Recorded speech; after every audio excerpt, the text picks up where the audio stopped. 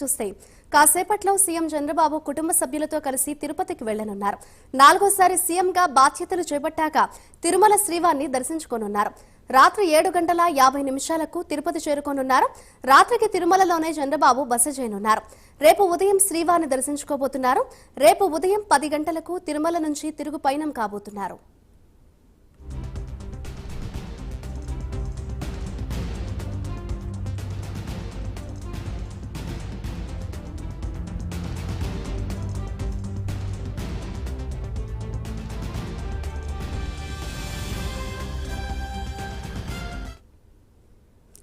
ప్రమాణ స్వీకారం తర్వాత ఉండవల్లిలోని తన నివాసంలో మంత్రులతో చంద్రబాబు సమావేశమయ్యారు. మంత్రివర్గంలో చోటు కల్పించినందుకు ఈ సందర్భంగా మంత్రులు కృతజ్ఞతలు తెలిపారు.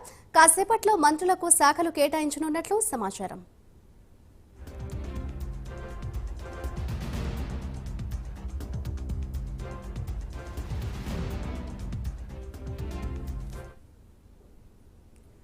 ఆంధ్రప్రదేశ్ ముఖ్యమంత్రిగా ప్రమాణం చేసిన చంద్రబాబు రేపు సాయంత్రం 4:41 బాధ్యతలు స్వీకరించనున్నారు.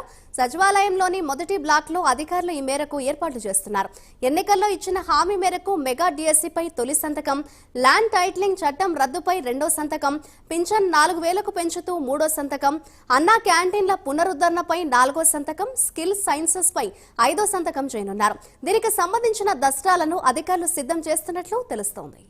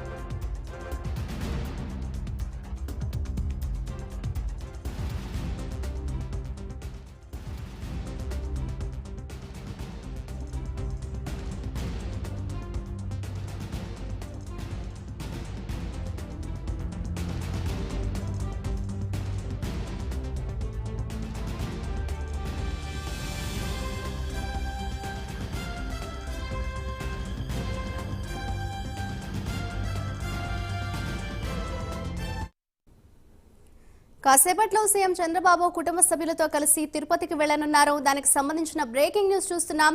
4వ సారి సీఎంగా బాధ్యతలు చేపట్టాక తిరుమల శ్రీవారిని దర్శించుకోనున్నారు. రాత్రి 7:50 తిరుపతి చేరుకోనున్నారు. రాత్రికి తిరుమలలోనే చంద్రబాబు బస చేయనున్నారు. రేపు ఉదయం తిరుమల శ్రీవారిని దర్శించుకోనున్నారు.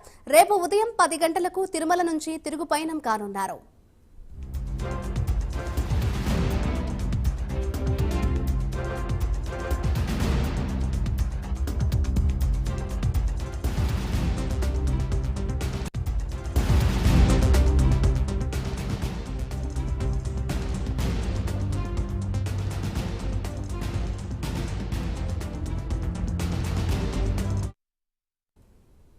దీనిపై మరింత సమాచారాన్ని మా ప్రతినిధి రవికృష్ణ లైవ్ ద్వారా అందిస్తారు.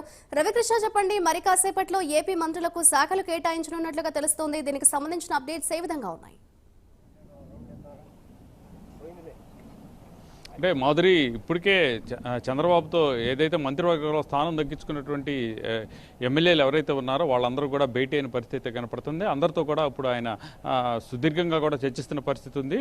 ప్రధానంగా కూడా ఏదైతే జనసేన అదేవిధంగా కూడా బీజేపీకి సంబంధించినటువంటి ఈ ఎమ్మెల్యేలని మంత్రివర్గంలో తీసుకున్నటువంటి నేపథ్యంలో అందరినీ సమన్వయపరుచుకుంటూ కూడా వాళ్ళకి సీట్ల కేటాయింపుకి సంబంధించిన అంశం మీద సుస్పష్టమైనటువంటి క్లారిటీతో ఆయన ముందుకు వెళ్ళేటువంటి పరిస్థితి అయితే ఉంది. మరికొద్దిసేపట్లో అంటే ఒక 1 అవర్ లోపు దానికి సంబంధించి మంత్రివర్గానికి సంబంధించి ఏదైతే వాళ్ళకి మంత్రివర్గానికి సంబంధించిన శాఖలకి కేటాయింపులు అయితే జరిగేటువంటి పరిస్థితి అయితే కనపడుతుంది. ఇదే నేపథ్యంలో మరొక హాఫ్ అన్ అవర్లో ఆయన ఇక్కడ నుంచి ఏదైతే నేను ఉండవల్లి ఆయన నివాసం వద్ద ఉన్నాను ప్రజెంట్, అయితే ఒక హాఫ్ అన్ అవర్లో ఆయన ఇక్కడ గన్నవరం ఎయిర్పోర్ట్కి వెళ్తారు. అక్కడ నుంచి ఈరోజు 7:30కి ఫ్లైట్ ఉంది. ఆ 7:30 ఫ్లైట్లో ఆయన తిరుమలకి చేరుకుంటారు. ఈరోజు అక్కడ బస చేస్తారు. అంటే ఈ 4వ సారి ముఖ్యమంత్రి అయిన తర్వాత ఆయన ఏంటంటే మొక్కు చెల్లించుకునేందుకు ఇవాళ కుటుంబ సభ్యులతో కలిసి ఆయన శ్రీవారిని దర్శించుకునేందుకు వెళ్తారు. వెళ్ళి ఈ రోజు నైట్ అక్కడే తిరుమలలో బస చేసి రేపు ఉదయం 6 గంటల ప్రాంతంలో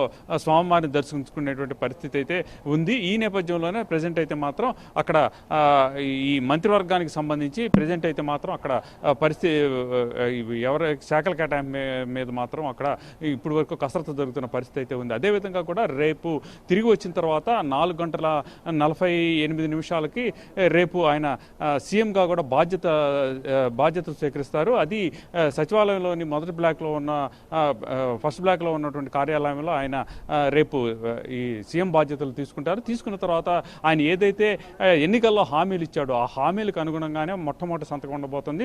మెగా డిఎస్సి యువత కోసం మెగా డిఎస్సి రాంగాలను ఇస్తానని చెప్పారు. అదేవిధంగా కూడా రేపు మెగా డిఎస్సి, అదేవిధంగా ఏదైతే ల్యాండ్ టైటిలింగ్ యాక్ట్ అనేది మాత్రం చాలా కీలకంగా మారింది. వైసీపీ ప్రభుత్వానికి సంబంధించి ల్యాండ్ టైటిలింగ్ యాక్ట్ అనేది మాత్రం చాలా దెబ్బకొట్టిందని చెప్పుకోవాలి.